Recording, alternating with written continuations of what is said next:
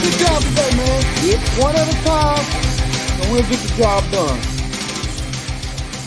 Y'all know what to say. On three. 1, 2, 3. And the home of the Jets. What is up, everybody? Happy Wednesday evening, and my good long-lost best friend, Ryan, how are you? I'm looking forward to talking to you, Tyson. It's been far too long. Bro, you just noticed you got too big too fast, man. Us little people on the bottom of the YouTube poll are just trying to catch up to you guys. You know what I mean? I love hanging out with you, so you don't even think about a number or anything like that. You're more than welcome to talk ball with me any day. So before we get started, man, how is the family life going? Family life is good. Got 2 kids, as you know. I have little one is in daycare. She just moved up into like the toddler room, so she's having a little bit of feels for that. Yep. Younger one, I'm on paternity leave for another actually, I think today. Maybe next week, I think is when I'm officially like done. And then I go back to work probably in March, realistically. I work in the golf industry, as you know, so not much golfing in the winter. Sure. I can understand, especially with this weather, dude, with snow and cold and everything else. It's a little bit hard to golf in this weather. I know. Like I have friends that try. They're like, bro, it ain't that cold out. I'm like, yeah. Dude, golfers are weird. They're like, I golf. I will not golf in bad weather. That's not something I'm willing to do. And I get it for free at work, so I won't even do that. So it's cool to talk to you after the season. We can kind of digest all that happened and what to do going forward. But for me, especially you as a content creator, how frustrating and difficult was this season for you, dude? Because to me, we were just talking about this, like it was exhausting towards the end where it's like the losing, the arguing, the debating. It just wiped me out.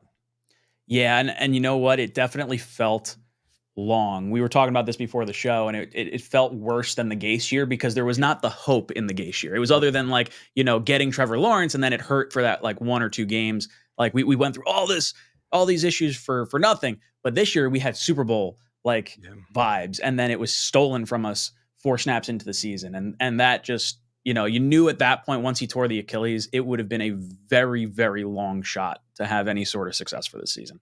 Yeah, it was. I mean, like I said, with the anticipation, and now it's like you go into this season. So we're going to recap some things from the prior year, but like, what is your mindset on the state of this team as you go into the offseason? Because some people are like, you know what? I don't care what you make on one Jets drive. I don't care all the rumors. I don't care about the uniforms. Like, you got to show me on the field. Where some people are like, you know what? Aaron Rodgers is back. I'm buying in. This is our year. It's going to be an all-in year, which we all know at this point. But like, are you like kind of like, where are you like mentally with this team? Like, you kind of bought in or reserved? I would say I'm less optimistic than last year because last year it stood to reason that Aaron Rodgers had a broken thumb. He's coming in, it should be fine. But, everything will click on all cylinders. We got this defense coming back. Now we have a 1-year older quarterback coming off a major injury. And it's not to say that what he did coming back and practicing and everything wasn't like miraculous, but playing at an NFL level is something that is very concerning either way. And the Jets have to solve the offensive line. And I don't know how much they're going to be able to do in free agency with wide receiver and the O-line and everything that goes into it. It's, I would say, cautiously optimistic. I'm still going to ramp myself up as soon as we start signing free agents and everything like that. Like it's all, and then training camp rolls around. Like, all right, I'll show you. The Dolphins, they got kicked out the first round. The Bills got knocked out the second round. We can beat them this year with Aaron Rodgers. Like that's where it's going to get to at some point. But right now, I definitely feel like I want them to win on the field before I go like crazy over the top like last year. Yeah, I think one of my biggest complaints is they had historically one of the worst offenses we've ever seen. And as of today, they're really not making any significant changes to the staff. And it's like, to me, there's some easy moves.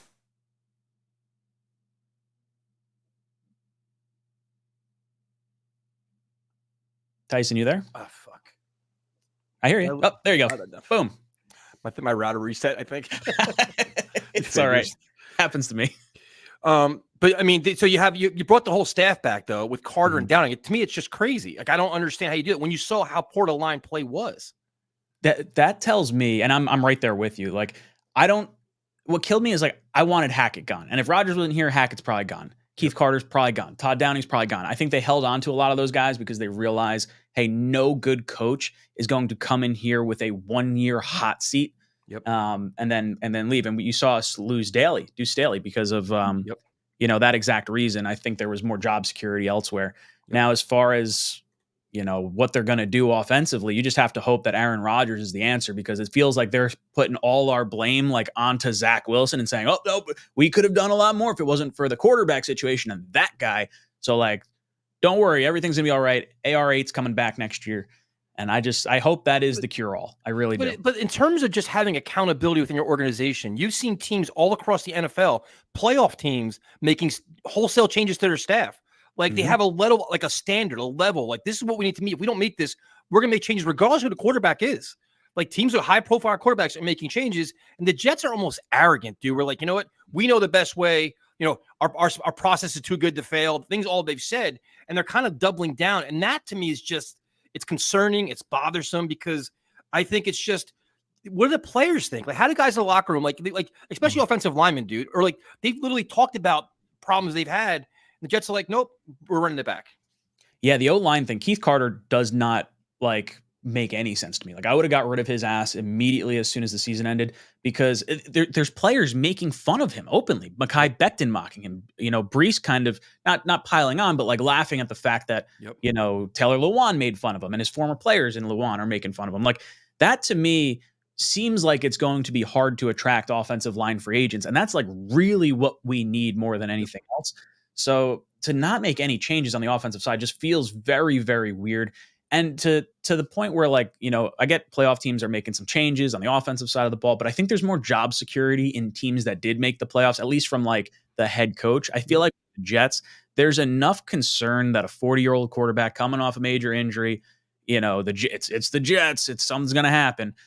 I think there's probably less optimism coming into this coaching staff this year. I think if we have success with Rodgers, I think that changes everything, next season. But I think we're just ride or die what we currently have, and we just have to hope that it works out. I mean, accountability. You saw the players. You saw Garrett Wilson and Sauce Gardner, talk out about, things being weird, or like they make offense look really easy elsewhere. I don't know why we can't figure it out here. Like, Garrett Wilson's going to leave. If we don't figure it out next year, he's getting traded by the next regime. It's going to happen. Yep. Yeah. All these young guys, they're being good team players now, good teammates, but they want to win. They want to make money, and they're not, they can make money anywhere, but they're not winning here. It's going to be a problem. Well, so get this. The 5th-year option, there's actually 4 different 5th-year options for first-round picks. There is the baseline 5th-year option. There's the playing time, which means you played over 50% of the snaps. And then there is 2 other options that are 1 Pro Bowl made and 2 Pro Bowls made. Oh. If Garrett Wilson doesn't make 2 Pro Bowls because he has the Jets' incompetency at quarterback, we are costing him $6.6 million on that 5th-year option. Like, we are hurting his bottom line by having terrible quarterback play. Bro, it's just, they got to find ways to turn this around and turn around fast, because you finally have a young nucleus, a young core that you want to build around. And now a lot of them are upset. They're getting disappointed. They're frustrated. It's just, and they're not getting the numbers they want either. Like, Garrett Wilson could have literally a Pro Bowl career, even like all pro at some point, because he's that good, but he's scratching and clawing to get 1,000 yards, which is, it's pathetic at this point. Oh, it's absolutely insane. And I like seeing the players start to, not that they're actively recruiting, but like Bryce wants to see some guys come in. Sauce came out and did that reply to Richie's post yesterday, talking about Calvin Ridley, T. Higgins, that sort of stuff. Like, that's what I want to see. Like, I don't know how much Saleh and Douglas are going to be able to recruit guys, because Douglas doesn't seem to want to spend the money. And then, I don't know if Saleh is recruiting offensive guys necessarily with how our offense has looked. Like, day 1 of free agency, I want Joe Douglas to be at the best offensive lineman's house, and I want Robert Saleh and Aaron Rodgers to be at the best offensive weapons house. And that's what we're going to do. Like the same thing Rex Ryan did with Bart Scott. Opening day of free agency, I'm here on your doorstep. Let's get something done. No, 100%. So a couple quick super chats here. Tyson Ryan, my guys, let's manifest positivity, the Aaron Rodgers style. Dope collab. We've done this before. But I definitely appreciate Ryan finding the time. Next comment, I'm far less optimistic. Decisions were made this season that doomed this season, and now as people are coming back, I won't be fooled again. Prove it to me. Make it to a divisional round. That's kind of where I'm at too. But going back to your point, this is something I've been thinking about, where it's like, all right, this is a win now year where free agency is just paramount for Joe Douglas to get big moves, splash moves, because you need legitimate playmakers now. You can't go mid-tier guys. Are the Jets a desirable location where you have GM on the hot seat, coach on the hot seat, a 40-year-old Aaron Rodgers, 13 years no playoffs, and a lousy MetLife turf? Like, all things considered, to me, that screams Jets tax. You're going to pay more than everybody else to get a guy to come here. And will the guy still come here, though? Do you have concerns where, to me, it's like everybody wants T. Higgins. The numbers equal. I think he goes to Kansas City or wherever else. Like, how much will the Jets have to overdo or oversell themselves to get a top-tier free agent?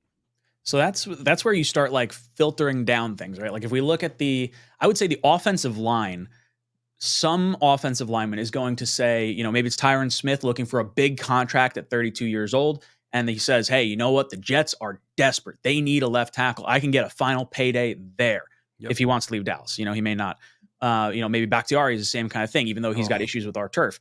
But I do think an offensive lineman will see the bag of money we try to throw at someone, and I think we will attract someone. But I do think we are going to pay a jet tax.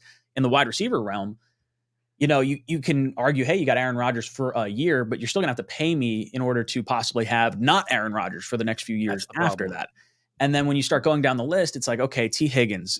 Joe Burrow renegotiated his contract last year. He wanted T. Higgins as part of the plan moving forward. I think he's probably getting franchise tagged. Yep. That probably means Jonah Williams is shaken free. So if you want to sign him at right tackle, it's not a perfect situation, but it's a body over there.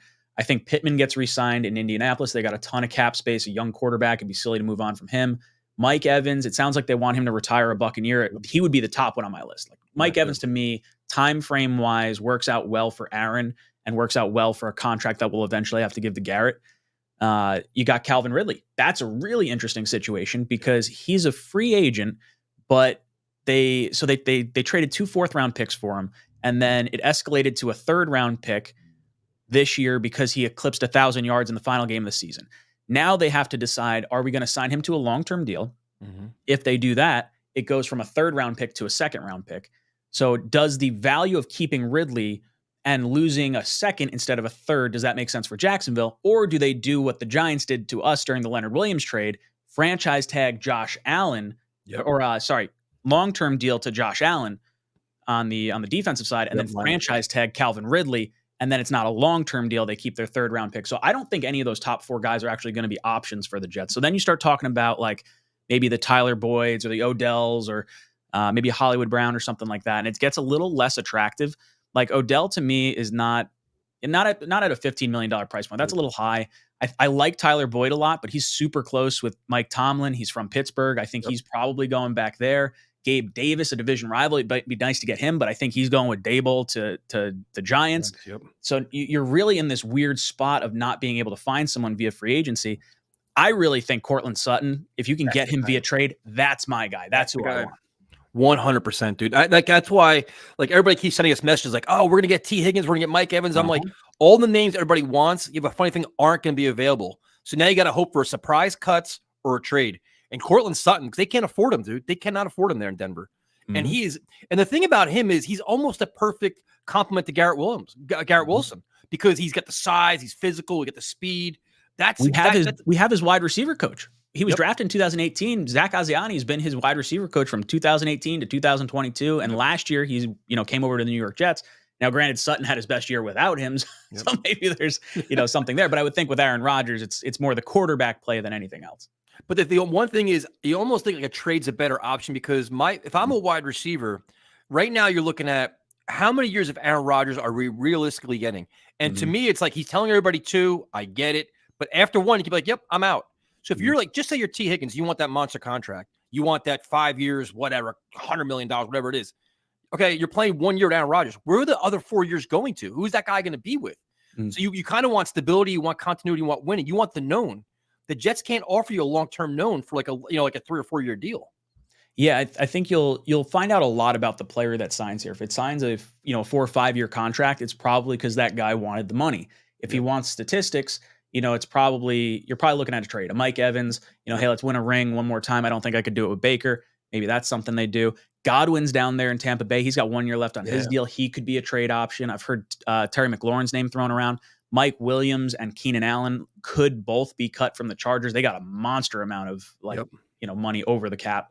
So there's going to be some receivers that shake free, but like, do you feel good about a 34-year-old Keenan Allen or a 30-year-old frequently injured Mike Williams? Like, not necessarily. Sutton's the one that really stands out to me. 2 years left on his deal, $13.5 million a year if traded. So I would sign him in a heartbeat. And if he wants an extension, wants to make it 5 years, cool, let's do it. If not, let's hold him onto the 2 years while Rodgers is here and reevaluate after that. Yeah, you kind of get nervous where it's like you don't want like Band-Aids and stopgap measures where it's like a 1 or 2 year deal. And like, a couple of years from now, you want to have like a short-term and a long-term plan. But I think right now Jets are like, we've got to salvage ourselves here and save everything. But the offensive line is really interesting because you have some decisions to make. To me, I think Mekhi Becton is gone.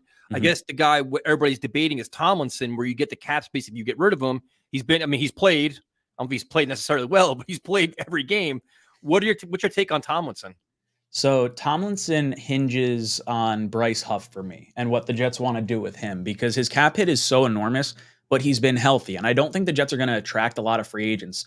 The nice thing about Tomlinson's contract is none of the money's guaranteed like until he starts playing games. So you could hold on to him through training camp, allow a rookie or a veteran free agent to beat him out, earn that starting spot, and then save the money. So you'll have money for in-season moves at that point. So you could have the cap space, just save it for later. You save a little bit more doing it at post-June 1st as opposed to doing it, in March. I understand people wanting to move on from him. He has not been worth the contract right now, but I do think you might want to play a little bit cautious going through the draft. At least keep him till after the draft, in my opinion, because that at least doesn't signal to another team, hey, they need a guard. They're going to, let's trade up in front of them. Let's go get Broderick Jones right in front of the New York Jets. Like, I want to avoid that situation. Yeah. You brought up the Denver Broncos before. So they're $24 million over the salary cap. They're going to cut Russell Wilson, who's an $80 million dead cap hit. Yep. Even if they split it over 2 years, they're still talking $65 million over the cap. Garrett Bowles, their left tackle, is $16 million savings if they cut him. That's the player I would really target for the offensive line if he becomes available. Just because, Bakhtiari scares me with the injuries. Yeah, Tyron Smith, I really like. I would take him as probably the top tackle. And then all the other ones kind of have some warts, around him. I like Trent Brown, things of that nature. But the offensive line is going to be fascinating with how we do it. I would cut Tomlinson as soon as we know we have a better replacement. But until then, I would hold on to him. Yeah, Bakhtiari makes me very nervous, dude, especially you got ties to Aaron Rodgers, but he can't be your plan A. If you want to bring him as a plan B, as a backup at some kind of like incentive-laden deal or something, that's great, but you can't really do that. And then, but the question I have for you is like, AVT is a guy we all love, versatile, plays, great guard, but a part of me wants him to play tackle, dude. He's shown he can do it, and then you let him play tackle, and maybe you find guard somewhere else, and maybe that's the best of both worlds. It could be maybe a cheaper, like more efficient option. Would you consider that? Yeah, no, absolutely. I think that's a huge option. I think the Jets are absolutely factoring that into how they want to build this offensive line. I think they're going to try and get someone in free agency that has positional flexibility. Someone like a Trent Brown, who's pissed off at the Patriots because there were rumors leaking out that he was late to meetings and he's lack of motivation, things like that. He said, no, that's not true. That's absolutely ridiculous. If he's mad at the Patriots because the current regime is still going to be there and they're telling lies about him, then maybe he decides to come over here. He can play left or right tackle. It's not a perfect option, but then at least it gives you the option going into the draft at number 10. If Olu Fashanu or Joe Alt falls to you at 10, you can take them, take one of those guys at left tackle, move Trent Brown to right tackle, keep AVT at a guard. If not, and those two tackles are off the board, you can make the decision of, okay, do we want to take the right tackle in Latham, Fuaga, or Mims and make them the right tackle? You have your left tackle in Trent Brown, and then AVT stays at guard. If you decide to go with a weapon, now all of a sudden you have the option of moving AVT out to right tackle, which I think is ultimately what's going to wind up happening. And that's because his fifth-year option, the offensive lineman fifth-year options, if you don't know this, there's a it's kind of like the offensive lineman franchise tag where it's the best contracts across the board. It's not like the top, 10 centers or the top 5 centers or the top 5 guards. AVT is going to get paid like a top 10 tackle in 2025. So I think from a financial standpoint, with like moving things around, I think from a necessity, he will be tackle in the long term. For this year, in the immediacy, he may be like a wherever we don't fill in, players. But I do think getting guard is going to be a lot easier, especially if you bring back McGovern. If McGovern's going to be center for Aaron Rodgers again and you kick Tittman out to guard, now you're feeling a lot better about yourself. Yeah, I have a feeling he's coming back too for some reason. I think McGovern, this guy's he'll come back cheap again like he did last year. You bring him back in the mix, but I just have so many concerns with Joe Douglas, how he handled the offensive line in the past. It's been, 4 years of this now? It's like, all right, one more chance in the most important year of our lives with Aaron Rodgers. Want to hear something really doom and gloomy? Oh, please. From this past year. So Mekhi Becton, Joe Douglas's first draft pick with us, top in like penalties, top in sacks given up, that sort of stuff, or top 5 in both those categories. The number 2 player was Andre Dillard, the player that was taken when he was VP of player personnel in Philadelphia in the first round. I'm feeling real fucking confident in Joe Douglas and our offensive line right now. And Keith Carter as the coach and everything else. So yeah, the offensive line is a major concern. I'm curious to see how they handle it, what their approach is in free agency, how aggressive they are, who they go after. And then we talked about wide receiver. To me, it's like the Allen Lazard project was a complete disaster. And I know he's got ties to Rodgers, they're good friends, all that, but I still don't expect a lot from him. And I'm at the point where I want to add 2 more receivers. If he's your 4th option, cool. But I want 2 guys, after Garrett Wilson, 2 other guys. Where do you kind of stand with that? Yeah, I'm on board with that. I think there's a few different ways you can handle it. I think it's probably going to be 1 free agent and 1 draft pick. And I think there's a chance that it may not be like a top end wide receiver. We'll see. I mean, $11 million for Lazard as a wide receiver 4 is a real kick in the balls. It just did not work out. I sort of see it as like the price of getting Aaron Rodgers. Yep. So I sort of factor it into that, which is probably not a great way to look at it. But I think when you look at Curtis Samuel, possibly a good slot wide receiver, he's from Brooklyn. I think that would be a really cool addition to bring in here. He's still pretty young. I think he's like 28 years old. I mean, heck, if you could tell me we could trade for a Cortland Sutton, like if you could give up, this year's 3rd or a future 2nd or something like that to go get Sutton, you get Curtis Samuel in free agency, you have Garrett Wilson as your number 1, and then Lazard's number 4. I'm feeling pretty good about our wide receiver class. And then you roll into the draft and you take the best available tackle, or you trade down and just load up on more assets. Yeah, 100%, dude. Now, the biggest story, I think, is going to be the backup quarterback spot where Joe Douglas completely blew it like 3 different times this year. Mm-hmm. And I think you got to figure the Jets learned their lesson. They had to at this point. They're never going to admit it because they. So the first question is, do you think Zach Wilson is traded or released? I don't think there's any chance he's back next year, right? Yeah, no, he's not coming back. I would be very shocked if that happened. I think he's going to end up getting traded to I could see a Denver. Like if Denver was like, hey, we are going to eat the entirety of Russell Wilson's cap hit this year. We're just going to nuke our team. And the best thing we could do is go with a high upside guy that if he stinks with a bad roster, we're going to get a top 5 draft pick. We're going to draft their quarterback. If he's good with a terrible roster, then we got a guy. Let's keep him, and then you build around him at that point. Now, I don't know if he's necessarily going to be sold as a starter. I think it would be more so like, hey, you're going to compete. I think, back up to Kirk Cousins in Minnesota makes a lot of sense. I don't know if I see Zach starting anywhere next year, but I think there's going to be some level of value to him getting traded. And if not, honestly, if you can kind of brush everything under the rug, I don't mind Zach competing for quarterback 2 next year. I think whoever you're going to bring in, it's like Ryan Tannehill's probably like the quarterback. I want Brissett. Like Brissett's the guy I want. Yeah, me too. I think he reminds me from an age perspective of like Geno Smith's second coming in Seattle. I would love to have Jacoby Brissett here after Aaron Rodgers and like, hey, let's see if you can do it just like Geno did for a few years after Russ left. That's the hope for me, at least. I feel like he's dealt with so many, tumultuous situations with the Deshaun Watson stuff. That's where I hope we go. I hope we go that direction. I hope we add like a late 3rd round pick, but I don't see Zach being here next year. He can't be. He can be a trade. I think just for even his own, he probably wants to be traded. He wants to change his seniors base. The Jets want him out of here. I just don't want to see him here, dude. Like I don't have any like I don't hate him. I'm just tired of it. Like the experience is over. I'm like, it just seems like this staff, whether it's Douglas or Sauer, is far too loyal to him. So if he's out of the building, won't be forced to see him play again. And they have to go, Brissett or who, I don't care who it is, to be honest with you. I didn't even take Minshew, but I think Minshew's probably going to make big money somewhere else. But I think he's going to stay in Indianapolis. I think so too. Yeah. I think they're concerned enough about Anthony Richardson that they'll pay him a little bit of an elevated contract. I mean, there's going to be guys like Mariota. There's going to be Jameis Winston. Yep. I don't know. I want Brissett. If I could live with a Tannehill, I'll be honest. Like if we have to rely on our backup quarterback like we did this past year, we're probably not going crazy far anyway. Yeah, I mean, it depends on how long Aaron Rodgers is out. So here's a great plan: get a time machine, get Kevin Mawai, the Brickashaw Mangold. Let's do it. I'll be honest, them in their current state is probably better than what we saw this year anyway. I mean, I would absolutely say so. so other than that, you look at, you want to get a backup quarterback, probably 3 offensive linemen, a couple receivers. To me, I think you need a backup running back too. You need it, but I want kind of like obviously if you can get the couple guys from Green Bay would work, but you want like a very good guy behind Bryce Hall, not discounting Izzy, but I don't think he's ready to take that step. Are you kind of in that mold too, where you want like a significant like role too, like a running back? I do. I don't know how much I want to invest in it though, because of like the value you could get later on in the draft. That's probably where I'd wind up going. Um, you know, outside shot at like a Derrick Henry or something like that, backing up Brees, just because we have like the Titans connection there. I don't see that happening. I think he's going to get more money to go elsewhere and be a starter. But I would say draft pick, go low end price, high end upside.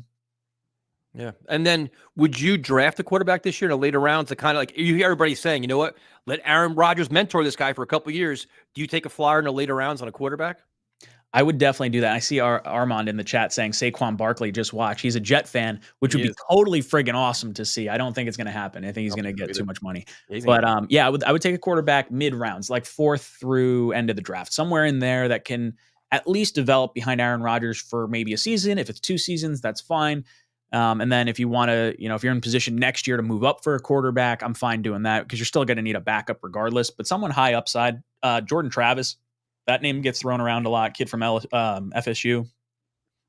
I don't know. I don't want to go too high in the draft. Like I'm not like a first round, second round, third round kind of guy for quarterback. Yeah, it's gonna be really, really interesting. Now, the Bryce Huff thing annoys the living shit out of me because this could have all been avoided. He could have got this contract last year, earlier in the season. There's so many different times the Jets could have got this done, and they kept letting him, prove yourself. Well, now he did it to a fact he's gonna get a monster contract. Do you think? I don't think they're gonna tag and trade him. What do you think? How do you think they handle this with him? I think he's going to end up walking. He's got us by the balls, and he knows it. Yep.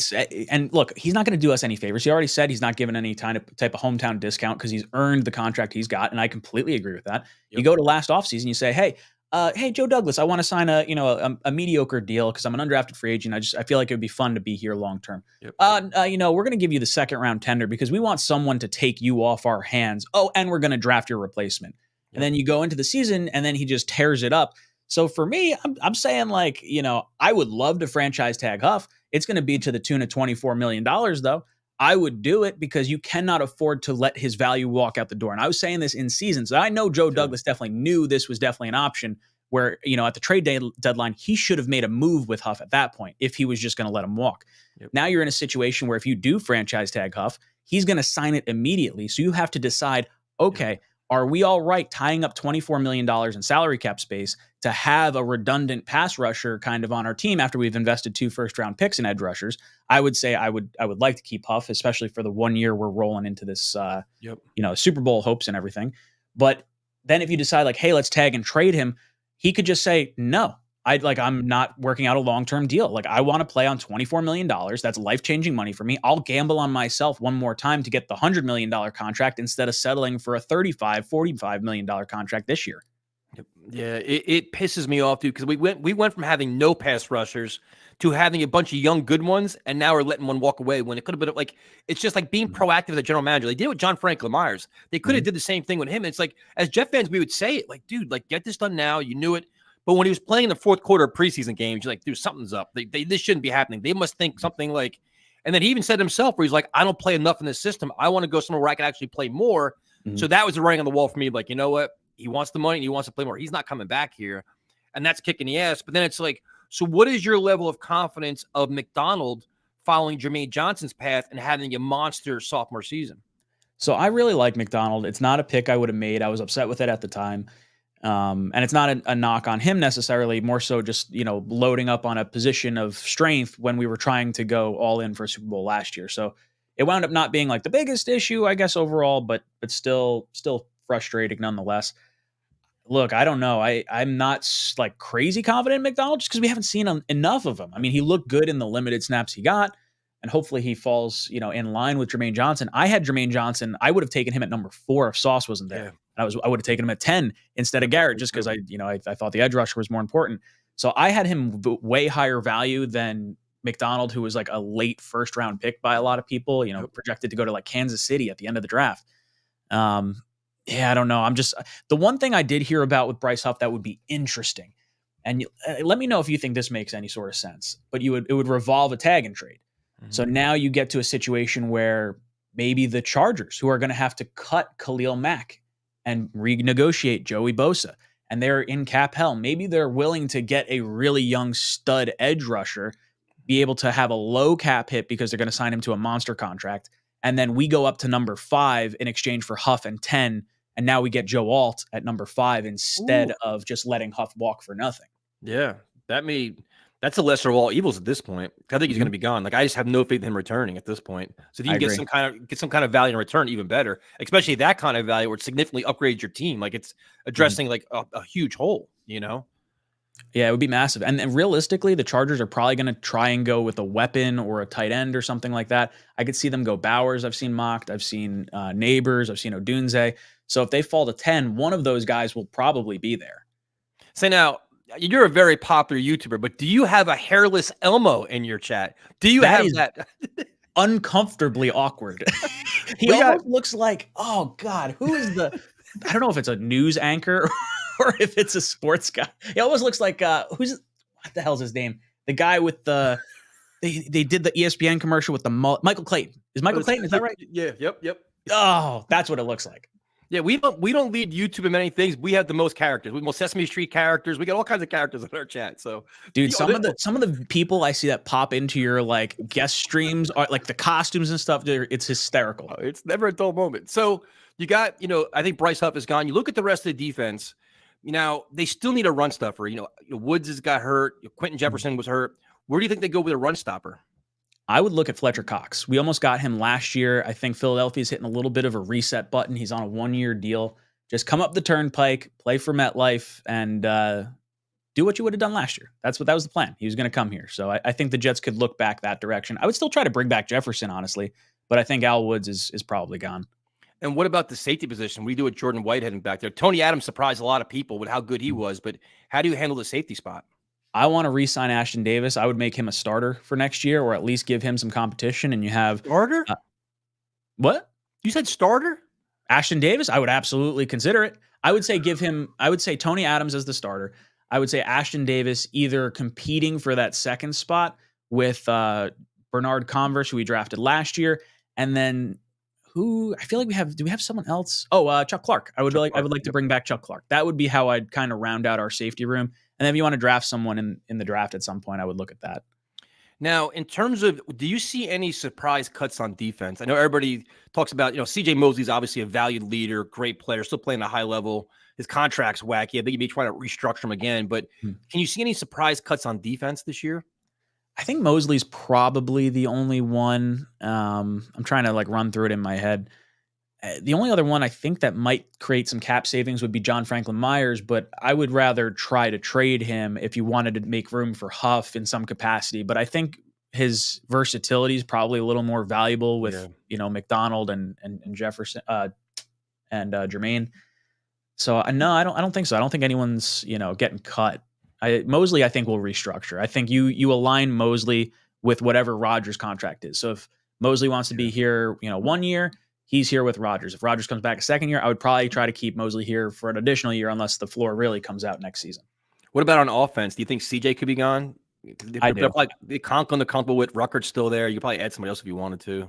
Yeah, I really like Conklin a lot. I like Ruckert a lot. I think I would love to see Ruckert move to the fullback role and get rid of Nick Bawden, but I would get rid of CJ Uzomah. I don't think he's done enough to justify his contract right now.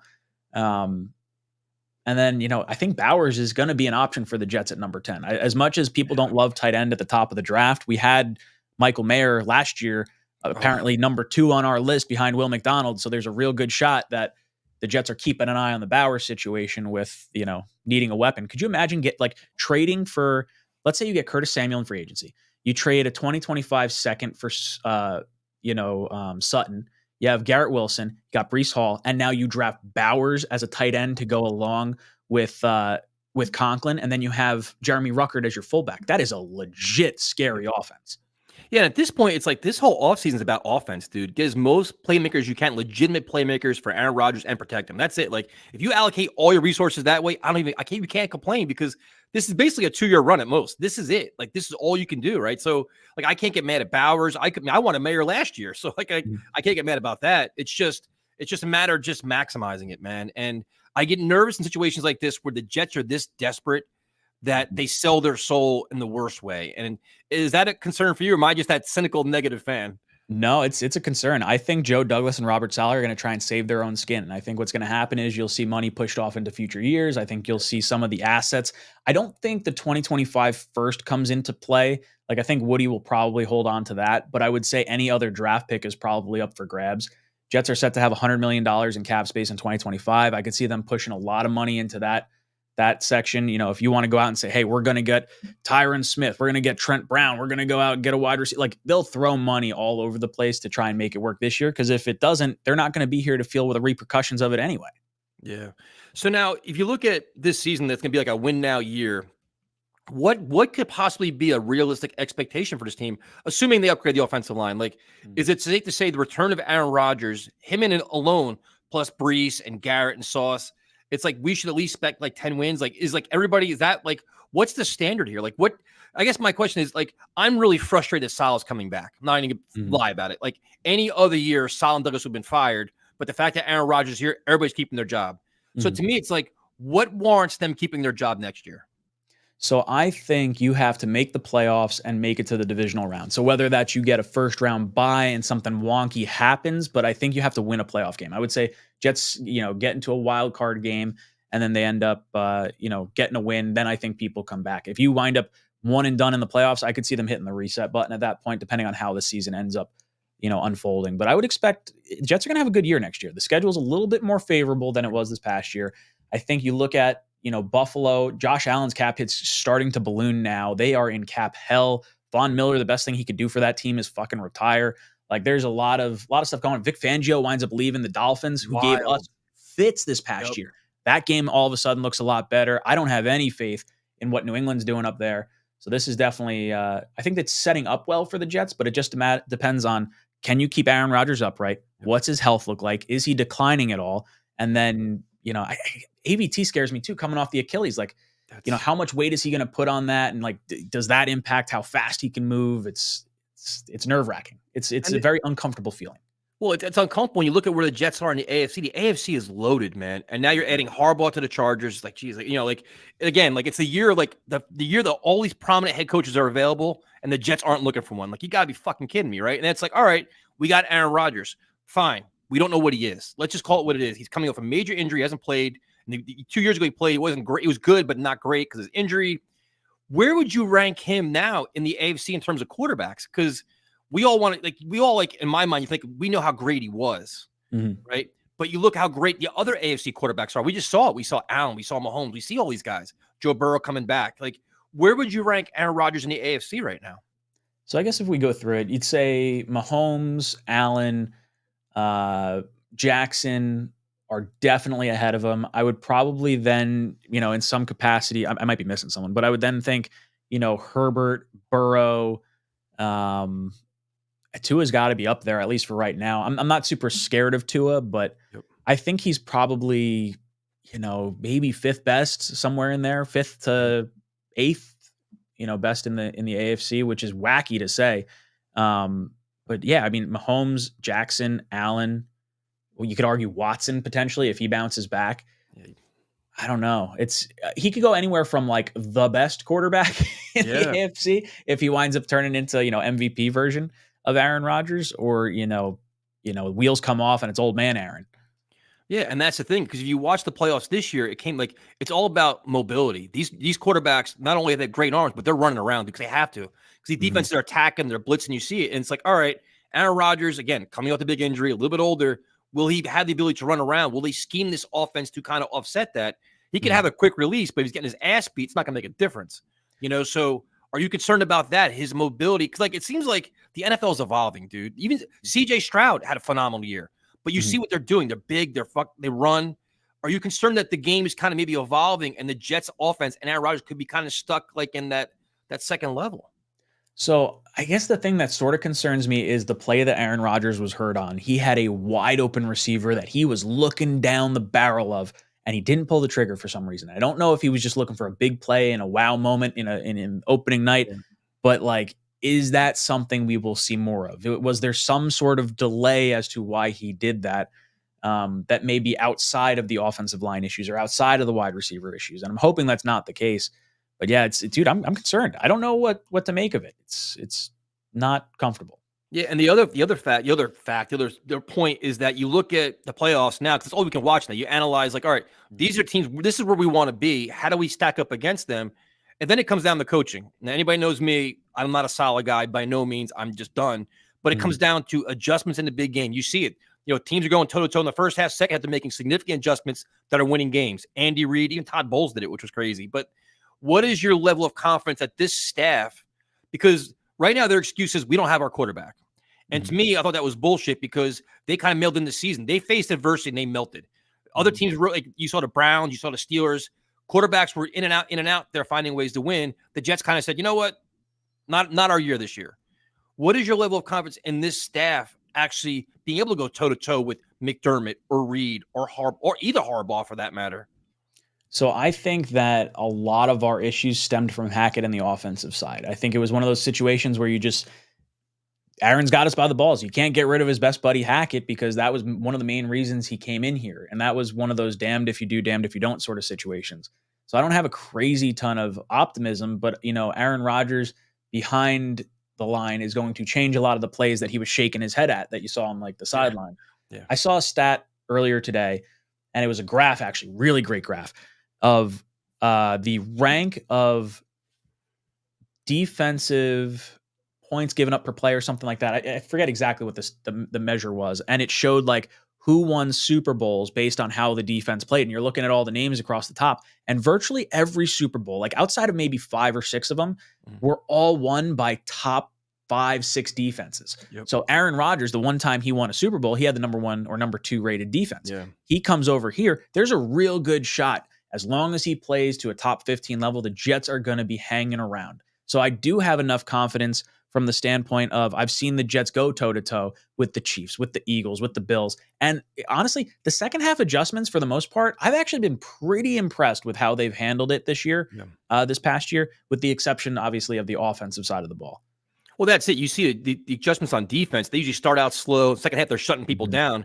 But on offense, there's just zero adjustments. You're like, what? And like, dude, I could be 12 beers in. I'm like, dude, I know what the play call is, and I would make this adjustment. Like, we do it. Like, you can literally break it down and be like, why aren't they doing this? Like, we wanted to return to like an NFL standard offense, and we were still back in the old ages. We're like, dude, this shit's never going to work no matter who the quarterback is.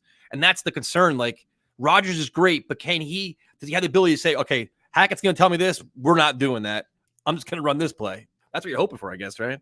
I would hope so. I mean, the fact that we got to like week 10 or whatever, and Hackett was like, wow, Bryce Hall can catch the ball. And we're sitting here, we're like, wait, we have a bad offensive line. Why are you not throwing screens or getting it to him out in the flat where he just has to make a corner or a safety or a linebacker miss, not 7 guys right in front of him that can't block? Oh, it drove me. He's like, the Giant game. I realized it. The Giant game. Like, what about when you watch the film in the offseason? Like, you couldn't make it up, dude. You really couldn't.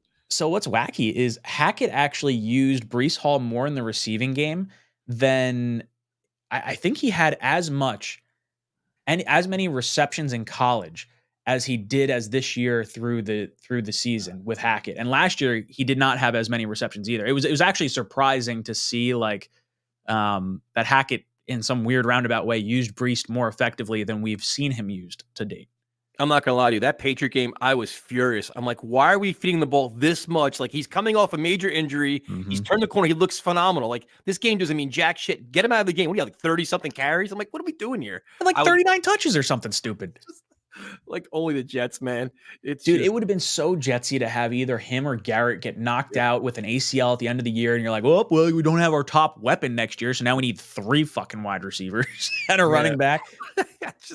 What was your evaluation of Quentin Williams? Because everybody loves him, homegrown talent, got the big contract, deserved it, all pro last year. How did you evaluate him this year? Because now some are getting kind of critical of him because he didn't have the 10, 11 sacks.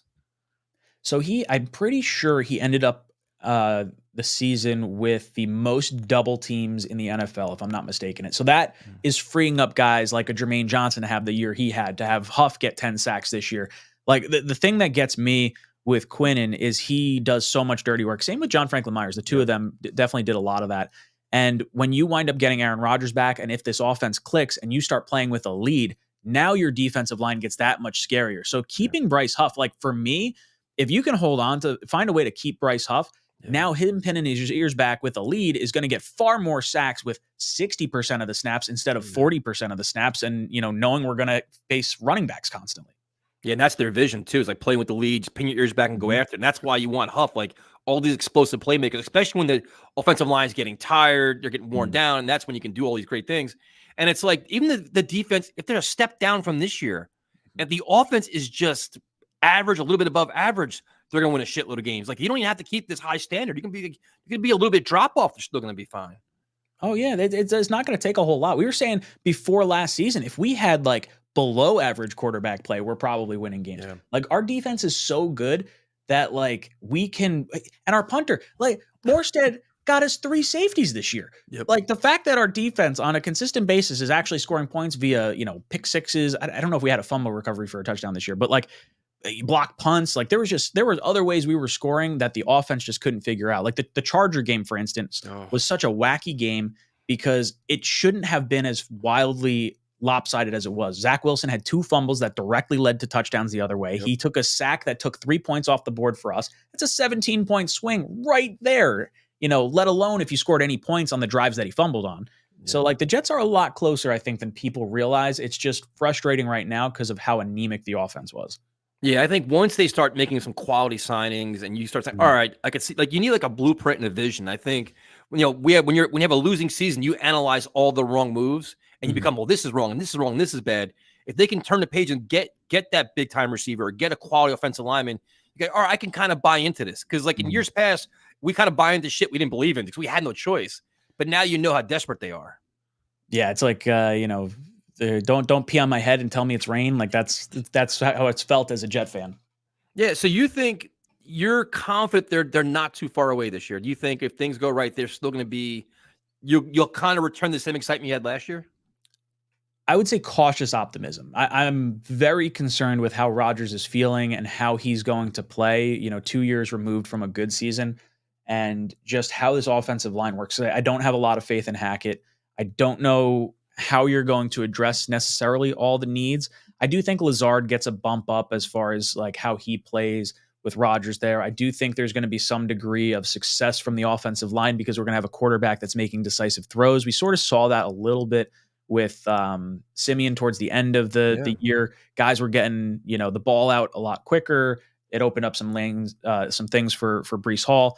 I think some of the offensive line consistency is going to help too. You saw the final 3 weeks of the season is when it really started to click there. Yeah. So if you get that at the start of next season and you have a Connor McGovern, a Tittman, I agree with you. I don't think Becton's coming back at all. I don't really want him back. But if you can have a steady offensive line, Buffalo didn't lose a player on their offensive line until the playoffs. Yep. No, we had 13. Yep. Yeah, but you saw how many teams dealt with offensive line injuries, dude. Everybody dealt them. It's like league wide. It's just next man up. You have to have better depth. You have to have better quality. Like your draft picks actually have to play in like a reserve role and actually be competent. Your mid-tier free agents got to be competent. Like you look at Joe Douglas's free agent record, it's not very good at all. DJ Reed and Conklin. After that, you start like, woof, dude. It's been rough, man. So he's got to get better value. Like he talked about inheriting an expansion team. But you look at where we're at now, like the depth isn't where it really should be because you have your high price. But the lesser guys, look at this year's draft class. Tittman's been a great find. McDonald, you're hoping. Izzy, what else is left? Yeah, I'm not feeling super confident in this draft class, primarily because all the picks were picks made for the future, not for like the win now window. Like for me, I'm thinking like, why would you trade down from 13 to 15? That Broderick Jones is probably getting taken in front of you now. Like that was the one thing we really needed to figure out because you couldn't get Orlando Brown in free agency. Tittman, I like the signing. I like the positional flexibility. I think he is going to wind up being really good. I'm happy with him being either a center or a guard. Like I could see the Jets going with a center in the third round, for instance, like if a Jackson Powers Johnson or whatever the hell his name is falls to you, I wouldn't be opposed to it. And then you have like some positional flexibility. I do think they bring back McGovern having that center guard flexibility, Tittman center guard flexibility, Wes Schweitzer center guard flexibility. So at least you have 3 guys that can snap the ball. At least we're not going to go to a 4th string guy that's never taken a snap before, hopefully. Okay, we have a hard-hitting question here from Hairless Elmo. Do we know if food prices at this stadium are going up? They're not going down. I can tell you that much. They're never, like ticket prices, never going down. They're always going to go up. 100%. Yeah, no, I had a guy one time, he's like, oh yeah, we're going to try and pitch you like some season tickets or whatever. I was like, that's a great idea, but I know this ticket is not going to be worth the paper it's printed on. This was back during the Sam Darnold years. I was like, I'm looking at the back half of this schedule. I was like, if we go 0-4, I was like, the chances of you making the playoffs are like percentage wise, very, very low. And he just sat there. He's like, shit, he knows. the tickets are going to be cheaper than the price of beer at some point. They're a terrible investment over and over. So we got a question here for you, a draft question. Ooh. If we draft offensive tackle with the 10th pick, who's coaching them up to the complexity, strength, and speed of the game? Oof, problem. It's a concern. It's a big concern. And I think there's definitely some degree of concern for me as far as how quickly will an offensive lineman be ready to start right away. Because if you need an impact player this year, there is an argument to go O-line in free agency where these guys know NFL game speed and all that. And then you can go with an elite weapon like an Odunze or a Bowers or something along those lines. I do like the idea of trading down. I like a lot of the tackles in this draft. Fuaga seems to be a very popular one among Jet fans, right tackle out of Oregon State. Olbrich's coaching him at the Senior Bowl on the national team, which is really cool. So he'll be able to throw all those offense or all those defensive alignments at him to see if he's able to handle the Jets defense coming at him. Maybe they test him over at left tackle. I would love to see that, get a little bit of exposure that way. The issue with Fuaga at the Senior Bowl, the number 9 pick, the Chicago Bears could also use an offensive lineman, and their O-line coach is the coach for the national team with Fuaga. So, of course, he's one pick in front of us. So another hard-hitting question. Do we get a cadence coach this year? Because the cadence was definitely a problem in our huddles. Oh, man, I'm just hoping Aaron Rodgers can get us up to the line and snap the damn ball. The amount of pre-snap penalties we had was outrageous. I think we had the most in the NFL. And last year, the Broncos were number 2 with Hackett. I'm sure if he stayed the entire season, they probably would have been number 1.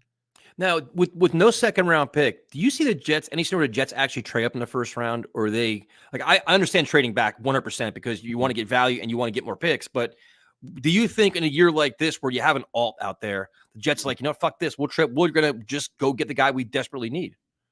I think alt's probably the one I would do. If you can get up to number 5 to get alt, if you think if he's definitely going to be there, you're on the clock. I would love to trade Bryce Huff for that pick as opposed to, giving up someone. Although I guess the argument would be if you can franchise tag Huff and keep him and then also trade a future pick to get up to number 5. That's attractive. I don't know. I think the Jets are more likely to trade up into the second round than trade up in the first, because I think you're still going to get a good playmaker at number 10 regardless, whether it's a wide receiver or an offensive lineman. Yeah, I kind of agree. I mean, it's going to be so fascinating to see how aggressive they are, how willing to spend. And now we got another very interesting question. One of my favorite topics. Why is Woody Johnson a Muppet? You could argue hairless Elmo looks very similar. But do you have any concern about Woody Johnson kind of, being desperate, wanting positive headlines, wanting to win, to kind of meddle a little bit and be like, listen, I need this splash name, like kind of not overpower Joe Douglas, but get involved to the point where he makes things uncomfortable, making them make decisions they may not want to make. So I think that's exactly what wound up happening last year. I think everyone was on board with Aaron Rodgers. If you listen to the off-season meetings where I think they were in Arizona or whatever, and Saleh was talking to Odell, and they had those like little clips that were coming out, they were asking, "Oh, are you concerned about Aaron Rodgers, the timeline, everything like that? Would you be concerned if a quarterback came in here during training camp, if you had to wait that long?" Oh, well, if the guy knows the system, obviously it wouldn't be a very big concern. So with Saleh and Douglas both saying that sort of stuff, I was like, all right, cool. We're waiting till after June 1st. We're going to say, hey, Packers, you got to make a move. We don't care if we get him halfway through training camp because he knows the offense already. Like, yeah, you got to work on some chemistry, but you could work on that through the beginning part of the season. And then all of a sudden, they decide to make a trade just before the draft during the biggest viewed thing in the offseason for NFL fans. The Jets steal the headlines. and they get those nationally televised games 2 weeks before the schedule. Yep. I 100% believe whether it was Woody Johnson or Roger Goodell that forced this trade to happen because the Jets held all the cards. All they had to do was wait. They could have got their tackle at number 13 overall instead of trading back. Now, if you did the trade in the offseason, though, you're probably talking about giving up your 2024 first round pick. Yep. So, if things worked out a different way, does Aaron tear the Achilles still if there's, a better tackle in front of him? It's a lot of what ifs, but I think Woody or Goodell forced that trade to happen before Douglas and Saleh were ready to. And that's why there might be so much leniency on the coaching staff. Yeah, Woody makes me nervous in situations like this because he's just that guy. And, he hates because right now you can't sell tickets to the Jets. You can't. You're selling. I mean, the minute the season's over, they're already cranking out the Aaron Rodgers content. Like, listen, dude, you did that last year. You sold all your shit last year. We're not buying it now. So how is he going to sell tickets? For us, it's winning. You win games, everybody shows up. Right now, we're kind of like status quo. Like, all right, we're going to see what's going to happen here. This is where Woody makes me nervous, man, where it's like, no, you have to go do this because I need ticket sales.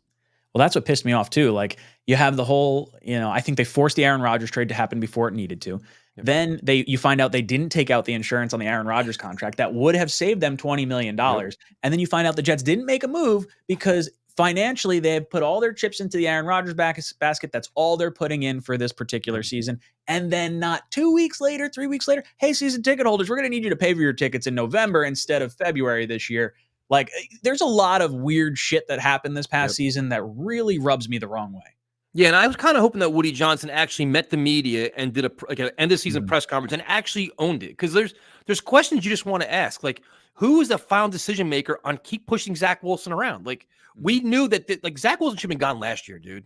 Like, when you didn't play him in Miami because you were scared to play him, the writing's on the wall. Like, this kid's shot. Change of scenery needed. The fact that you doubled down on him, like, somebody had to make that decision. So if Joe Douglas went to him and said, listen, you know what? We've got to move on. I just wish Woody Johnson would answer some of these questions. I think he has a lot more say than people believe. So I think what happened was last year, 2022, the Jets, after the Jaguar game, decided Zach Wilson is not going to be the quarterback, and we're going to trade him in the 2024 offseason. Regardless of who we get, the goal is Aaron Rodgers. We're going to lure him out to groom Zach Wilson. Zach Wilson's going to sit behind him for a year, but it's really going to be under the pretense of Rodgers wants to play 2 or 3 more years. Right. At that point, it makes no sense to hold on to Zach. And I think they were going to frame it as a 1-year thing initially. And then they're going to say, oh, well, now we have to trade Zach Wilson because a Hall of Fame quarterback is saying that he wants to commit to us for the next 2 years. So we're not getting rid of Zach because he's bad. You just forgot everything from this past year because he sat behind Aaron Rodgers all year. He looked good in training camp. He looked good in preseason. But then Aaron Rodgers got hurt and the floor came out. So I think the plan was always for Aaron to play 3 years and was always for Zach Wilson to get traded since the Jaguars game in 2022. But I would love for somebody to answer why they didn't spend money on a backup quarterback. I just would love to, because their plan B didn't happen. And then once Aaron Rodgers went down, I watched all you guys. We all said the same thing. The next day, it's like, all right, who are we signing and how fast are you going to get in here? Get somebody in the building because Zach isn't the answer. We all knew that. And they refused to do it. And, we watch him. Like, the Giant game was a disaster. The Patriot game was a disaster. He's like, all right, what are we doing here? They give us Trevor Siemian. They don't even want to play him. Like, you wish that Woody Johnson would, answer some questions about the state of the team, the sense of urgency, how much money would be willing to spend. Is there a playoff mandate? Is there going to be any kind of, mandate this year? What is the expectation for this team other than trying to sell jerseys? I think they're going to say they have to win. I don't know if they'll say necessarily playoff mandate because Woody doesn't necessarily do that, but I think he's going to say we have to win. It's been unacceptable right now. As far as the backup quarterback thing, I think when Rodgers went down, the plan was still let's see what value we can get for Zach Wilson, and maybe he's just figured something out. Maybe it just clicks a little bit better. We looked good with him, not necessarily because of him, but we looked good with him and AVT and Bryce Hall the year before on that nice little win stretch. Maybe we can do the same thing. Sneak by until we get Aaron back for the playoffs, and then we'll be, cooking with fire, and we trade Zach away in the offseason regardless. And I think that was the hope. And it was one of those situations where whether it was Derek Carr or Aaron Rodgers, neither guy gets hurt ever. They put all their eggs in that basket because historically speaking, it was the correct move to make. Now he has a higher degree of injury risk because he's a 40-year-old quarterback. And I understand all that, but generally speaking, he plays every game, every season, and this is a very unorthodox thing that happened. The way they handled it drove me crazy. Like Ugh. the post-mortem, all that was just like, you've got to be kidding me. It's like, Mhm. it's like there are a lot of like fireable offenses, but they're not going to do it because, Uh-huh. Aaron Rodgers and everything else. But so now another very important question. How many legacy jerseys are you going to buy? So I bought the Quinnen Williams legacy. I bought the what did I get? I got Quinnen Williams, I got Klecko, and then I was gifted a Breece Hall jersey. Nice. So I definitely want to get the new colorway. I was told a while ago that they are going to the legacy Yeah, uniforms like 100%. They actually advertised. I have the screenshot of it from when they initially advertised the legacy jersey last summer. They said, "Wear what's next." Yep. That was the bold font, like real big, right in front of you as soon as you open the email. Wear what's next. They've been telling us since last summer it's going to be the legacy jerseys. 100%. I know for a fact Salah doesn't like our current green jerseys. I know Rodgers doesn't like them. So I think that to me indicates that we're going to see some really cool, I'd like to see the green colorway with a white helmet with the green logo. Like that would be sharp as hell. Yep. Even the black uniform, I would be interested to see. Yeah, the one game he looked like a pickle and all the green. It's just like we're losing him. Look like pickles. Like this is ridiculous. He looks like Pickle Rick. That's what it is. The old guy just like dressed up in a pickle costume. It's terrible. So first of all, thank you so much for an hour, dude. I don't know how the hell this is an hour. How are you doing your channel, man? I'm sorry, you froze a second. I think your router's going. But that's okay. Thank you so much for having me on, Tyson. I absolutely love it. If you guys haven't followed along, Jets Talk 24/7. I do, call-in shows on Monday. I do Talking Jets on Tuesday with O'Leary and Greenbean. I'll be covering all the sorts of off-season draft prospects, free agent prospects, some really cool breakdowns over there on the channel. I could lead. I could exit the show if you want, if you're going to keep freezing up. Thank you guys so much for joining Let's Talk Jets Radio. Thank you, Ryan, for being on here. Oh, there's Tyson. He's coming back. Yeah, sorry, dude. My router keeps rebooting. I don't know what the hell's going on around here. It's all right, dude. I have internet. I don't know if you've got Optimum down there. Yeah. But, dude, Optimum kills me up here. Bro, I reboot all the time now. It's ridiculous. I upgrade, downgrade. It doesn't make a goddamn difference. Nope. So so on your channel, you're doing new shows, though, you said. You have like the draft show. You're doing all kinds of stuff now. Yeah, so over on the Talking Jets channel, we started that this past July with myself, O'Leary, and Greenbean. It was the Talking Jets panel that lived on Jets Talk 24/7. We're launching 3 new shows. We're going to have a Monday show, myself and Dom C, with the NFL draft. Then you're going to have Matt and Jeremy do a show together, and Greenbean and Tigo do a show together. So we'll have a little bit more content pumping out over there that we're looking forward to. It should be fun, a little different dynamic going in. Dude, you guys are killing it, man. I watch your stuff all the time. Like, God damn, you guys are so professional, so intelligent. Got the fancy lights. I mean, Jesus. These were like, it's not that fancy. It's $50 on Amazon. Well, thank you so much for your time, man. I definitely appreciate it. I guess once we get to free agency, we'll do it again, kind of talk about reacting to all the shit they're doing. And thank you, man. Always fun talking to you. Yeah, dude. I can't wait to have you on our channel too. I'll have better router service, hopefully. We'll have you coming in crystal clear. I'll talk to you guys later. Have a good night. This fucking router.